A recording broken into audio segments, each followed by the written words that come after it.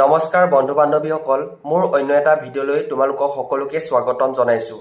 যিসকল বন্ধু বান্ধৱীয়ে ইমান দিনৰ পৰা অসম আৰক্ষীৰ বাবে হ'বৰ বাবে যিবোৰ মনত সপোন ৰাখিছে, সেই সপোনবোৰৰ পিছে পিছে ইমান দিনৰ পৰা তেওঁলোকে চেষ্টা কৰি আছে, তাৰ বাবে মোৰ ফালৰ পৰা চেলুট দিছোঁ আৰু আশা ৰাখিছোঁ তেওঁলোকৰ যেনেদৰে মনত যি অদম্য সাহস আছে, মনত যি সপোন আছে, সেই সপোন অনতিপলমে বাস্তৱত ৰূপায়িত হওক, তাৰ বাবে মই ভগৱানৰ ওচৰত প্ৰাৰ্থনা জনাইছোঁ। আৰু তোমালোকে এবাৰ দুবাৰ ফেল কৰিছা বুলি, এবাৰ দুবাৰ ৰিটেনত নাম নাহে বুলি তোমালোকে হতাশা নহবা। যিমানখিনি পাৰা এটা মনত এটা মটিভ লোৱা, পজিটিভ ভাৰ্ব লোৱা।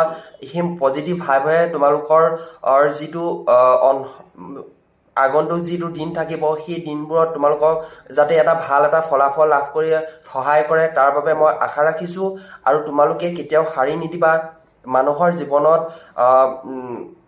পাছ আৰু ফেইল দুয়োটা আছে। যিহেতু ফেইল বুলি হ'লেই যে তোমালোকৰ জীৱনৰ সকলো শেষ হ'ব তেনেকুৱা কোনো কথা নাই। যদিহে তোমালোকে ফেইল কৰা, সেই ফেইলৰ পৰা তোমালোকে এটা মটিভ লোৱা, যাৰ ফলত নেক্সট টাইমত তাত থাকি ভাল এটা বেটাৰ পাৰফৰ্ম কৰিবলৈ তোমালোকে চেষ্টা কৰা। আশা ৰাখিছোঁ তোমালোকক ভগৱানে শক্তি দিয়ক, যাতে যিটো নেক্সট টাইম আছে, সেই নেক্সট টাইমত তোমালোকে এটা ভাল ফলাফল লাভ কৰি তোমালোকৰ যিটো মনত সপোন আছে, সেই সপোনটো বাস্তৱত ৰূপায়িত হওক। ধন্যবাদ।